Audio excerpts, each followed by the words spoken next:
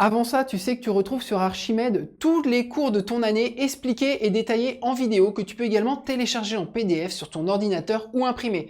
Tu retrouves également toutes les méthodes de tous les chapitres expliquées étape par étape que tu peux également imprimer. Ensuite, pour mettre ça en pratique, soit tu prends ton propre énoncé en photo grâce à notre IA, ou bien tu retrouves ici une base de données d'exercices de difficulté croissante.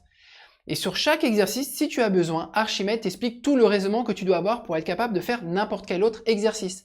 Ensuite, tu corriges tes résultats, tu apprends à bien rédiger et tu gagnes plein de points pour suivre ton évolution.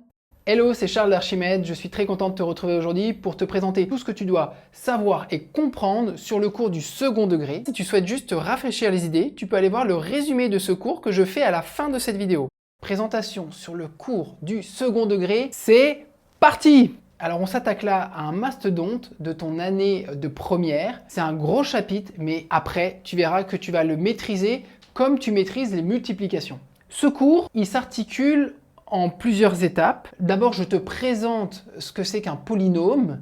Ensuite, on va travailler uniquement sur les polynômes du second degré. Tu vas le voir, un polynôme du second degré peut se présenter sous différentes formes et il est très important de se souvenir à chaque fois de une forme, quel est son avantage. Et ce cours présente les choses de cette manière-là. Alors définissons ce que c'est qu'un polynôme de degré n. Alors toi, dans la grande famille des fonctions que tu connais, tu as la fonction affine de structure mx plus p, la fonction linéaire de structure mx, la fonction inverse de structure 1 sur x.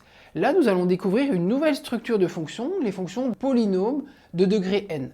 Alors, quelle est leur structure? Eh bien, ce sont des fonctions qui s'écrivent sous cette forme-là, an x puissance n, plus un autre coefficient numéroté an-1 avec x puissance le degré baisse, et ainsi de suite, jusqu'à avoir ax plus un nombre. Par exemple, donc on a ici des éléments qu'on appelle des monômes, avec des degrés de x différents.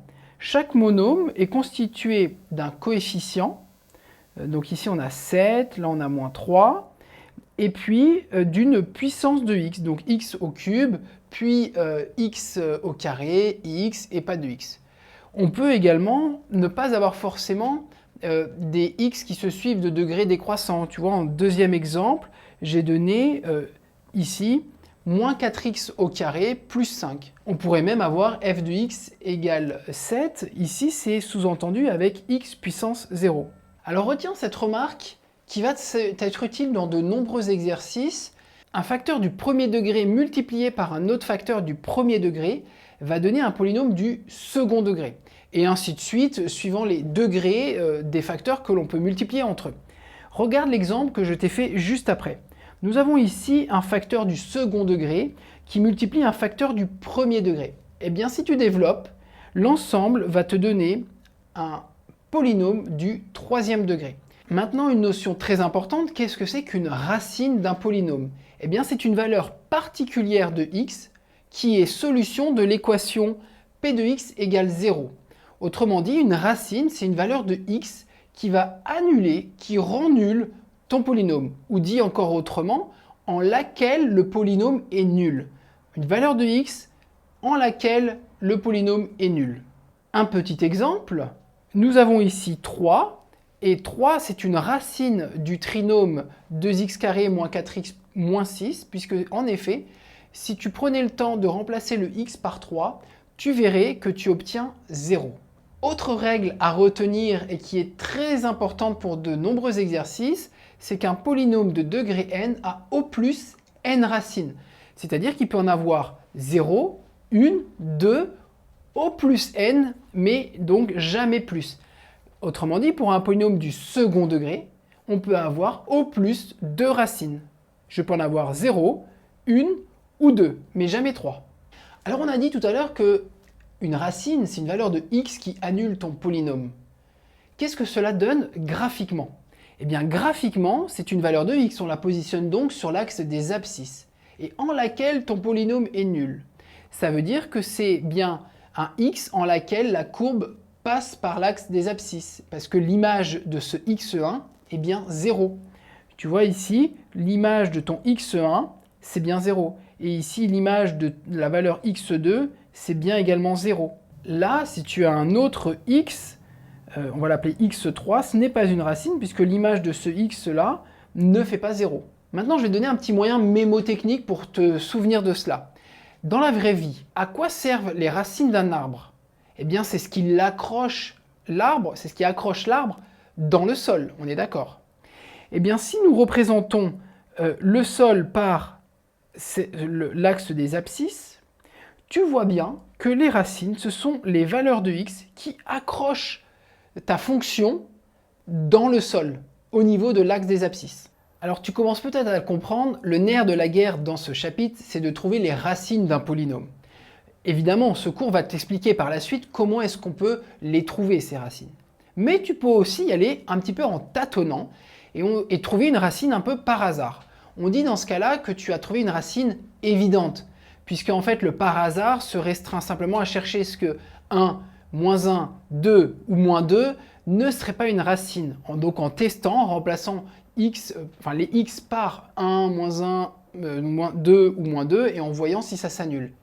On ne va jamais te demander de trouver 7 tiers comme étant une racine évidente. Retiens aussi qu'un polynôme, à partir du moment où il a des racines, il peut s'écrire sous cette forme-là. Il peut se factoriser sous cette forme-là. C'est-à-dire a facteur de x moins sa première racine, facteur de x moins sa deuxième racine, etc. suivant le nombre de racines qu'admet ton polynôme. Un petit exemple à garder vraiment en tête parce que c'est utile dans beaucoup d'exercices, c'est le suivant. Supposons qu'on ait un polynôme du troisième degré qui admette au moins une racine. Alors tu sais que ce polynôme il va pouvoir s'écrire sous cette forme-là. La structure d'un polynôme du troisième degré. Mais également avec la propriété qui est juste ici. On va pouvoir l'écrire sous la forme de a facteur de x moins sa racine, et grâce à la règle qui est présentée au-dessus, pour être du troisième degré, étant donné que ici nous sommes du premier degré, x moins la racine, c'est que ce qui vient derrière sera de nature polynôme du second degré. Et donc, que cela peut s'écrire a facteur de x moins la racine, facteur de la structure d'un polynôme du second degré. Retiens-le, c'est utile dans énormément d'exercices. Maintenant que nous avons vu des généralités sur les polynômes de degré n, en classe de première, on va se restreindre à l'étude uniquement des polynômes du second degré. Un polynôme du second degré, c'est donc un polynôme qui est défini sur R et qui va s'écrire sous cette forme ici, ax carré plus bx plus c. Je t'ai donné ici un petit exemple, moins 4x carré plus 3x plus 2. Maintenant, on a plein de choses à déjà remarquer sur ce qui vient d'être dit. Tu remarqueras qu'un polynôme du second degré, comme n'importe quel polynôme, est défini sur R, c'est-à-dire qu'il n'y a pas de valeur interdite. Deuxième remarque, A, B et C, qu'est-ce que c'est? Eh bien, ce sont des nombres qui appartiennent à R, ce sont des coefficients qui vont définir des polynômes du second degré qui vont être différents suivant les valeurs que tu choisis au coefficient A, B ou C. Ensuite, pourquoi est-il dit dans la définition que A doit être différent de 0? Eh bien, regardons ce qui se passe si A était nul. Si A était nul dans notre définition, ici, j'aurai 0. Et 0 fois x carré, ça fait 0. Donc je n'aurai pas de présence d'un monôme en x carré. Et donc je ne suis pas de nature polynôme du second degré. Je serai d'ailleurs de nature affine. Alors voici d'autres exemples de polynômes du second degré. Il n'est pas toujours complet avec ces trois monômes. Voici un premier exemple, moins 3x carré plus 5 ou 2x carré plus 5x. Un polynôme du second degré est toujours représenté par une parabole. Parabole qui peut être un peu différente suivant les coefficients A, B ou C. Eh bien, on peut avoir des paraboles plus ou moins ouvertes, des paraboles placées à des endroits différents sur ton repère, et des paraboles, très important, on va voir en fonction de quoi, qui peuvent être tournées vers le haut, comme c'est le cas pour la courbe C1, ou tournées vers le bas. Nous venons de voir la première forme d'expression d'un polynôme du second degré, sa définition, qui est dite une forme développée. Et comme je te l'ai dit en introduction, il est très important que tu retiennes le lien entre une forme du polynôme du second degré, ici développée, avec ses avantages. Et quels sont même les avantages de la forme développée? Le premier avantage, c'est qu'on a une lecture rapide de la valeur du coefficient petit a et apprend que suivant le signe pas forcément suivant la valeur, mais suivant uniquement le signe de A, eh bien ta parabole va être tournée vers le haut ou bien tournée vers le bas. Et donc tu es capable de faire des tableaux de variation très facilement, simplement en lisant le signe de A. Alors bientôt, tu sauras même préciser dans ton tableau de variation en quelle valeur ici nous pouvons changer de variation et à quelle valeur ici on monte ou bien si on était dans l'autre cas de figure, on descendrait. Le petit moyen mnémotechnique, il est très simple, il est connu de tous, c'est que lorsque toi tu es positif dans la vie, tu souris. Et quand tu souris, ta bouche forme une parabole qui est tournée vers le haut, un U tourné vers le haut. Donc A positif, parabole tournée vers le haut. Et quand tu es négatif, eh bien tu dessines une parabole qui est tournée vers le bas. Deuxième avantage de la forme développée d'un polynôme du second degré, c'est la lecture rapide du coefficient C. Parce que C correspond à l'ordonnée à l'origine de la parabole. En effet, tu as la petite démonstration, si tu fais l'image de 0, il va rester que C. Et donc graphiquement, comment cela se traduit? Eh bien, C, on voit bien que c'est l'endroit où la courbe, ta parabole, va venir couper l'axe des ordonnées. Deuxième forme, deuxième manière d'écrire un polynôme du second degré, c'est sous sa forme canonique.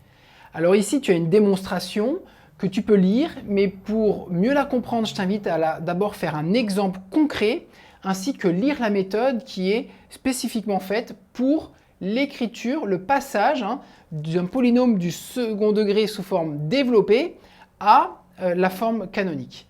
Une fois que tu as fait un exemple bien précis, tu comprendras beaucoup mieux cette démonstration qui est un petit peu plus abstraite et qui fera l'objet d'une autre vidéo.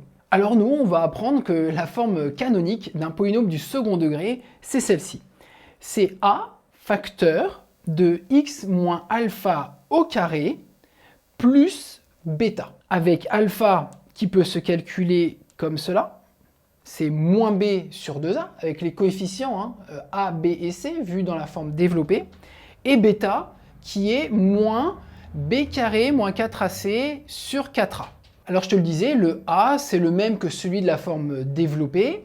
Ensuite, retiens uniquement la formule de alpha.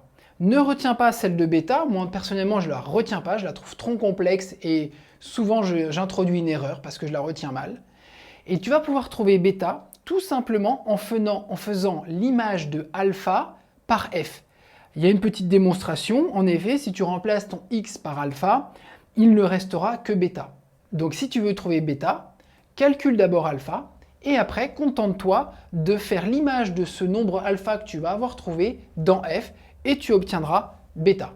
Voilà un petit exemple. Tu vois ici que tu as un polynôme du second degré sous sa forme développée.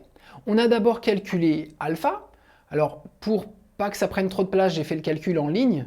Mais normalement, tu sais qu'on met met pas deux égales sur une même ligne, on retourne à la ligne.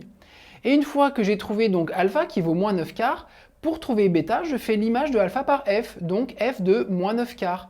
Et je remplace dans ma forme développée, de toute façon je n'ai que celle-ci pour l'instant, mais x par moins 9 quarts, et je vais trouver après le calcul 167 huitièmes. Eh bien c'est bon, je suis prêt pour écrire la forme canonique d'un polynôme du second degré que j'ai apprise par cœur, qui est donc qu'on va avoir a, facteur de x moins, retiens bien c'est un moins, la valeur de alpha, le tout au carré, plus bêta. Alors si juste là on fait le moins par moins, on va avoir un plus, mais pareil, ne te fais pas avoir. Si on te donne cette forme-là, ici, et que tu reconnais presque une forme canonique, la valeur de alpha n'est pas 9 quarts. Force-toi à revenir à la définition d'une forme canonique avec un moins. Donc je t'encourage ça, si tu l'as, à l'écrire comme cela avec un moins, et comme ça tu comprendras bien que le alpha, c'est moins 9 quarts. Maintenant que nous venons de voir la deuxième forme d'un polynôme du second degré, la forme canonique, quel est l'avantage de cette forme canonique? Alors, évidemment que d'abord, on va conserver la lecture de A, le même que dans la forme développée, et donc on sait immédiatement si notre parabole aussi va être tournée vers le haut ou tournée vers le bas. Là, je t'ai fait une petite démonstration avec la forme canonique pour comprendre l'influence de A qui va venir changer ou pas le sens de l'égalité, et donc si on a affaire à un minimum ou un maximum, puisque c'est ça le deuxième avantage de cette forme canonique, c'est que alpha et bêta, ce n'est pas n'importe qui. Ce sont les coordonnées de ton sommet. Un sommet qui peut être de nature minimum. Si nous sommes donc avec un A positif, la parabole est tournée vers le haut et donc j'ai un sommet de type minimum. Mais je peux aussi avoir, si A est négatif, une parabole qui serait comme ça, hein, par hasard, par exemple, tournée vers le bas, et donc j'ai un sommet de type maximum. Ça y est, je te disais tout à l'heure que nous allions pouvoir, dans les tableaux de variation, préciser en quelle valeur nous changeons de variation, et pour quelle valeur minimale ou maximale nous arrivons, et donc c'est en bêta. Alors un autre élément qui est très important de retenir, c'est celui que je t'indique juste ici en bas, à bien retenir aussi parce que ça peut être utile dans beaucoup d'exercices, c'est une évidence mais tellement évidente qu'on finit par l'oublier, c'est que une parabole, ça admet un axe de symétrie. Okay, donc on a une symétrie axiale. Et cet axe de symétrie, eh bien, quel est-il? C'est ni plus ni moins que x égale alpha. X égale alpha. Alors comment on peut le mettre en pratique, cette petite propriété?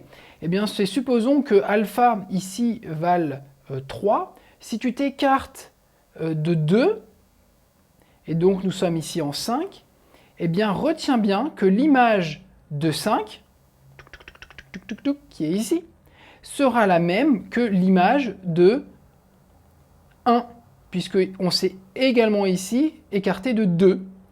Et donc ça peut te résoudre beaucoup d'exercices.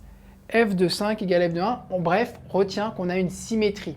Alors je ne vais pas passer plus de temps sur cette petite démonstration qui fait le lien avec ce que tu avais vu en classe de seconde pour faire des études de variation d'un polynôme du second degré quand ils étaient présentés sous forme canonique. Tu retrouveras un peu l'état d'esprit, on partait de deux valeurs et puis on construisait notre image et tout dépendait en fait du signe de A pour savoir si on était croissant-décroissant ou croissant-décroissant. Rencontrons maintenant la troisième et dernière forme d'expression d'un polynôme du second degré, la forme factorisée. Je passe sur cette démonstration qui est réservée peut-être pour les plus téméraires, qui est tout de même très intéressante à étudier, parce que vous allez comprendre pourquoi est-ce qu'on peut factoriser dans certains cas ou pas, et quel est l'élément important qui permet de faire cette différence et l'origine de la création de delta. Alors avant de voir cette troisième et dernière forme d'expression d'un polynôme du second degré, la forme factorisée, on va définir ce que c'est que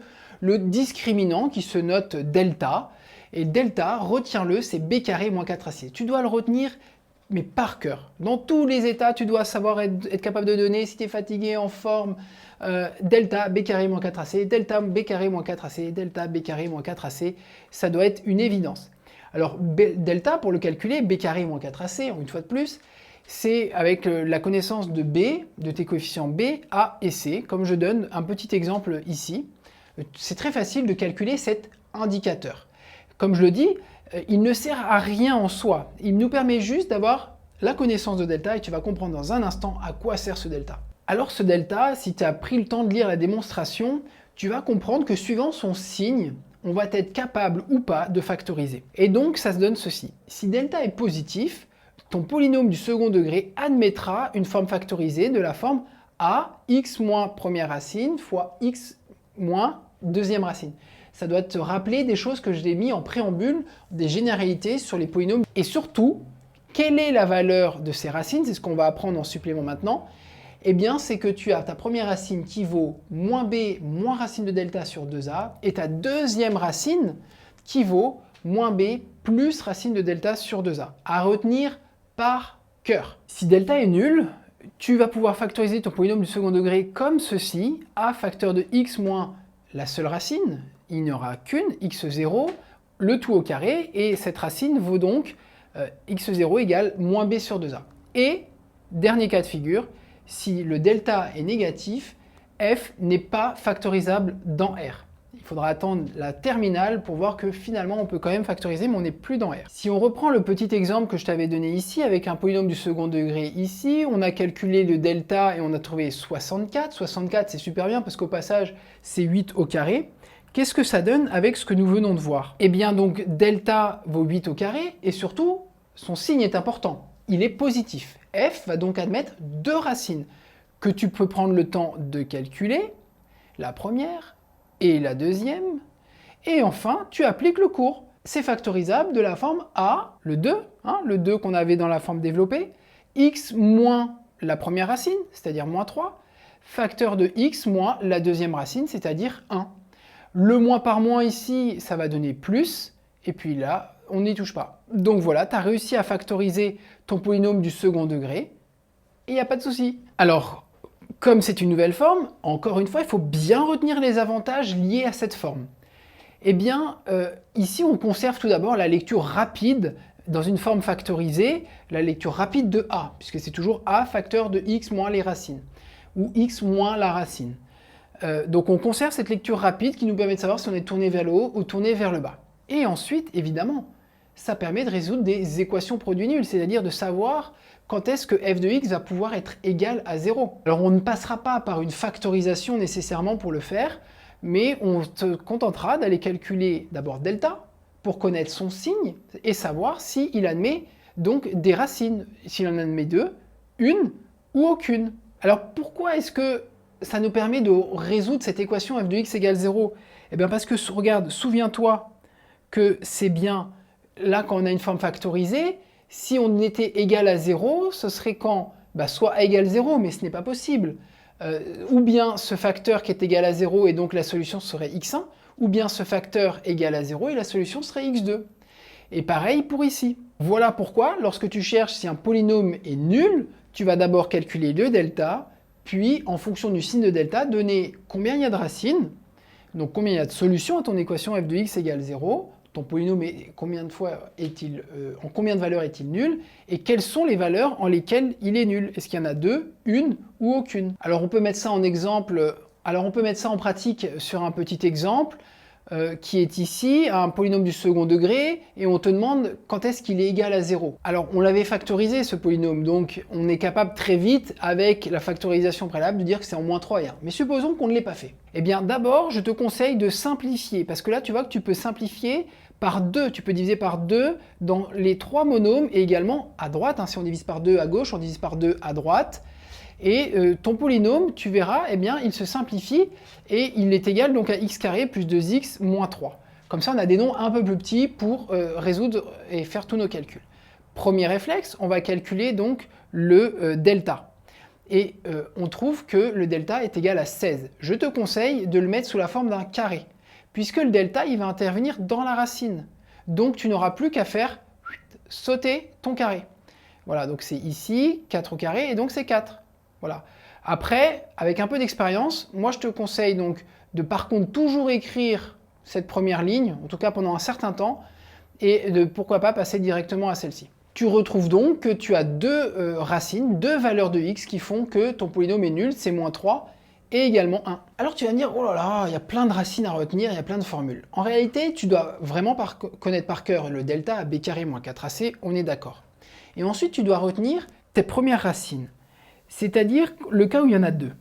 Le cas où il y en a deux, c'est la même avec une petite différence, c'est plus ou moins racine de delta. Quand tu as qu'une racine, que le delta est nul, encore une nouvelle formule à retenir, il faut retenir que c'est moins b sur 2a. Que nini? Parce qu'en fait, delta est nul dans ce cas-là. On a dit que c'était le cas où delta est nul. Et si delta est nul, que devient la seule formule que je te propose de retenir? Eh bien, ceci fait 0. Et apparaît, eh bien en effet, qu'il y a juste moins b sur 2a, la seule racine qu'on appelle une racine double. Alors qu'est-ce que cela donne graphiquement? Eh bien, nous avons les trois cas de figure. Le premier cas de figure avec le réflexe sur a est, là je suppose, positif, parce que la parabole est tournée vers le haut, et le delta va être positif. J'ai donc la présence de mes deux racines. Deuxième cas de figure, c'est un A qui est d'abord négatif, donc j'ai une parabole qui est tournée vers le bas, et un delta qui est nul, j'ai donc qu'une seule racine. On voit que la parabole, elle ne touche qu'une seule fois l'axe des abscisses. Ça peut te faire penser à quelque chose, on va en parler dans un instant. Et dernier cas de figure, toujours un A qui est donc négatif, parce que la parabole est tournée vers le bas, et un delta qui est strictement négatif, puisqu'on voit que là, la parabole ne touche à aucun moment ne touche l'axe des abscisses. Alors je te le disais, ce x0 ici, il peut te faire penser à quelqu'un. Moi, il me fait penser quand même à alpha. Parce que alpha, c'était l'abscisse de ton sommet. Et souviens-toi d'ailleurs, c'est amusant, mais c'est quand même bien fait, alpha, sa formule, c'était moins b sur 2a. Eh bien, c'est la même chose que la seule racine qu'on a donnée dans le cas où delta était nul. C'était moins b sur 2a. Et donc, en fait, c'est ni plus ni moins que les mêmes. Dans les autres cas de figure, on a un alpha, alors alpha qui est ici, hop, avec son bêta, qui est là. Et ici, alors là, il se trouve que c'est centré. On a alpha, et puis on a bêta qui est là aussi. Justement, retiens que alpha, par le fait que c'est symétrique par rapport à l'axe x égale alpha, que tes deux racines, ça va te servir dans beaucoup d'exercices, tes deux racines sont équidistantes de alpha. C'est-à-dire qu'alpha, il est au milieu de tes deux racines. Alors, c'est le milieu où c'est la formule de la moyenne, et on se souvient que pour faire la moyenne, on additionne et on divise par 2. Attention, ce n'est pas une soustraction, c'est une addition, x1 plus x2 divisé par 2.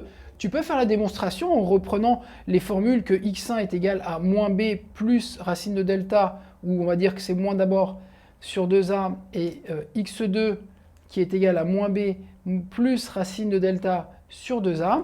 Eh bien, si tu les additionnes et que tu divises par 2, tu vas retrouver la valeur de alpha, c'est-à-dire moins b sur 2a. Alors le deuxième avantage de la forme, qui est dû à la forme factorisée, c'est qu'on est capable d'étudier le signe d'un polynôme du second degré. Et oui, parce que un polynôme du second degré, je vais te faire un exemple, il peut être comme ceci. On voit que quand est-ce qu'il est positif? Eh bien, il est positif pour les valeurs de x qui vont être ici et ici. Pourquoi? Parce que tes paraboles, les branches de tes paraboles, elles sont bien au-dessus de l'axe des abscisses pour ces valeurs de x. Ok, pour ces valeurs de x, on est bien au-dessus, etc. Et on est négatif lorsque la parabole elle est en dessous de l'axe des abscisses, pour ici. Et ça correspond aux valeurs de x qui sont entre tes racines. Alors attention, ce n'est pas toujours le cas, parce que là, on est tourné vers le haut. Hein. Ici, je t'ai fait un a positif. Mais si on avait eu un a négatif, eh bien, cette fois-ci, les tendances s'inversent. C'est entre les racines, ici et là, que nous allons être positifs, et c'est à l'extérieur de tes racines que nous allons être négatifs. Je t'ai résumé ça dans un tableau, il y a 6 cas de figure, en fonction du signe de A, est-ce qu'on est tourné vers le haut, donc c'est la première colonne, ou est-ce qu'on est tourné vers le bas, c'est la deuxième colonne, et également en fonction du nombre de racines. Là, dans l'exemple que je t'ai donné, je t'ai mis 2 racines, mais tu pourras avoir une racine ou pas de racine. Bref, à chaque fois qu'on te demande le signe, tu dois calculer évidemment le delta, prendre la valeur de A, et combiner ça dans ta tête, quitte à faire, moi ce que je fais très souvent, une petite parabole au brouillon pour voir, ok, je suis comme ça, tourner vers le haut, tourner vers le bas, j'ai combien de racines, et donc ça va me faire moins, ou est-ce que ça va me faire plus, moins, plus. Voilà, c'est une petite combinaison à faire dans ta tête, et évidemment le tableau de signes à faire ensuite, comme sur cet exemple. Alors maintenant, on peut faire un lien pour boucler la boucle entre la forme factorisée et la forme développée. Je passe sur la présentation que je te laisserai lire par toi-même, mais tu vas pouvoir découvrir que, eh bien, en fait, la somme de tes racines, c'est égal à moins b sur a, et que le produit de tes racines, c'est égal à c sur a. Alors tu peux faire la démonstration en reprenant les valeurs de tes racines, moins b moins racine de delta sur 2a, ou en suivant la petite démonstration qui est présente au-dessus. Alors c'est encore plus sympa lorsque a est égal à 1 dans ton polynôme, puisque dans ce cas-là, ta somme, elle vaut simplement moins b, et ton produit vaut simplement c. Bon, ok, on en est où? Il y a encore des formules, à quoi ça va servir, l'histoire de la somme et du produit? Eh bien, c'est ce que je t'indique ici. Ça te permet que si tu connais une racine dite évidente que tu trouves un petit peu en tâtonnant, mais tâtonnant entre 1, moins 1, 2 ou moins 2, c'est rarement autre chose que ça, eh bien tu vas pouvoir, en connaissant l'une, connaître l'autre par un petit tour de passe-passe grâce à la somme que tu sais qu'elle vaut aussi moins b sur a ou que le produit vaut c sur a. Personnellement, j'utilise souvent l'histoire du produit parce qu'il suffit de faire une division. En exemple, voilà ce que ça donne. Supposons qu'on cherche les racines de notre polynôme qui est présenté ici. Alors, on est inspiré et on trouve que en fait 1 est une racine évidente. En effet, l'image de 1 fait 0. Voilà, supposons qu'on ait trouvé cette racine évidente. Comment est-ce qu'on peut faire pour trouver la deuxième racine sans s'embarquer dans un calcul de delta et des valeurs des racines? Eh bien, par le fait de la petite formule qu'on vient de voir, que le produit de tes racines doit correspondre à C sur A. La première racine, on a dit que c'était 1, la deuxième, c'est celle qu'on cherche, et C sur A, si tu calcules C qui est là, sur A qui est là, on va trouver que ça fait 3/2. Eh bien, pour trouver x2, il ne reste plus qu'à diviser par 1, c'est-à-dire que x2, c'est 3/2. Deuxième technique qui est assez similaire, c'est d'abord commencer par une petite factorisation par A. Et donc, en fait, je n'ai que ce polynôme qui est là. Le produit des racines doit valoir, ici, puisque A vaut 1 maintenant, doit valoir la valeur de C, c'est-à-dire 3/2. Et donc, on lit que 3/2, c'est la première racine fois la deuxième racine, que la première, on avait trouvé que c'était 1, donc la deuxième, c'est 3/2 aussi. Alors pour finir, une petite conséquence à ça, qui n'est pas présent dans la majorité des exercices, mais il faut quand même le voir. Lorsque tu as deux nombres réels qui ont pour somme un nombre S et un produit, un nombre P, ça équivaut à dire que tes deux nombres, eh bien, sont les racines, sont solutions de ton polynôme x carré moins S fois x plus P. Voilà, ce sont les racines de ce polynôme. Je t'ai fait un petit exemple, tu peux prendre le temps de le lire et de le comprendre. C'est la fin de ce cours, je t'invite à l'apprendre réellement comme je te l'ai présenté, c'est-à-dire j'ai cette forme, quels sont les avantages de cette forme, parce que tu vas t'en servir dans ce sens-là, j'ai cette forme, quels sont les avantages, mais aussi beaucoup en exercice, l'énoncé me donne telle et telle information, ah bah alors j'ai l'intuition de partir sur telle forme. Exemple, j'ai de la lecture graphique avec A et C, facilement lisible, parce que je sais que je suis tourné vers le haut, tourné vers le bas, et je vois que je coupe l'axe des ordonnées. Paf, je pars sur une forme développée. On me donne des informations sur le sommet, réflexe, la forme canonique. On me donne des informations sur les racines, c'est-à-dire l'endroit où ma parabole va couper l'axe des abscisses, réflexe, on part sur la forme factorisée. Parce que très souvent, ton job, ça va être de trouver l'expression de la fonction, polynôme du second degré, et après de pouvoir faire d'autres choses dans l'exercice. Et pour la trouver, il faut être capable d'aller reconnaître telle ou telle information et de partir sur la bonne forme du polynôme pour être capable de l'écrire. Et ensuite, une fois que tu as la connaissance de ton polynôme, tu vas pouvoir dérouler toutes les autres questions. Et comme c'est la tradition, à la fin d'un cours, on fait un petit résumé. Ça tombe bien dans ce chapitre, je t'ai fait un résumé tout à la fin à apprendre par cœur. Nous avons la première forme, la forme développée, de la forme ax carré plus bx plus c, avec a qui doit être différente de 0. Sinon, ce n'est pas un polynôme du second degré, c'est une fonction affine. L'avantage de cette forme développée, c'est la lecture rapide des coefficients a, b et c, notamment a qui nous donne le sens de la parabole. Est-ce que A est positif, on est tourné vers le haut? Est-ce que A est négatif et on va être tourné vers le bas? Et C qui est l'ordonnée à l'origine, c'est-à-dire l'endroit où la parabole coupe l'axe des ordonnées. Deuxième forme, la forme canonique. Structure A, facteur de x moins alpha au carré plus bêta. Alpha et bêta, c'est pas n'importe qui, ce sont les coordonnées, c'est-à-dire l'abscisse et l'ordonnée de ton sommet. Et encore une fois, grâce à la connaissance de A, ça va être un sommet de type maximum. Si A est négatif, on est tourné vers le bas et donc le sommet sera le plus haut point, le maximum. Ou de type minimum, si A est négatif et positif, et donc on est tourné vers le haut, le sommet est de nature minimum. Et enfin, une forme factorisée qui n'existe pas tout le temps, qui va dépendre d'un indicateur qu'on calcule au préalable qui s'appelle delta. Delta, c'est le discriminant, c'est b carré moins 4ac, b carré moins 4ac.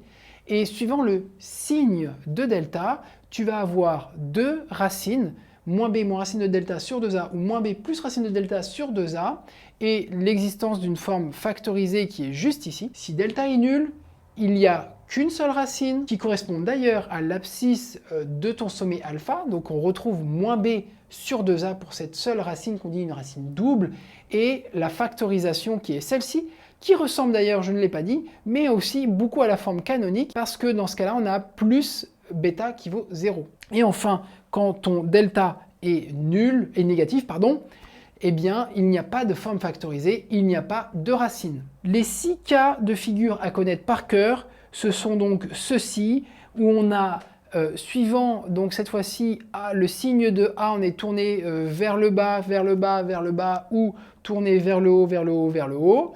Et les colonnes, c'est le signe de delta qui va nous donner également donc un tableau de signes. Et puis on les retrouve là, nos racines ici, ici, là, qui correspond aussi à alpha. Là, j'ai mis alpha et bêta. Je t'invite maintenant à voir les méthodes, très important, de ce chapitre et ensuite à faire des exercices parce qu'il n'y a pas de secret, c'est en s'exerçant qu'on progresse.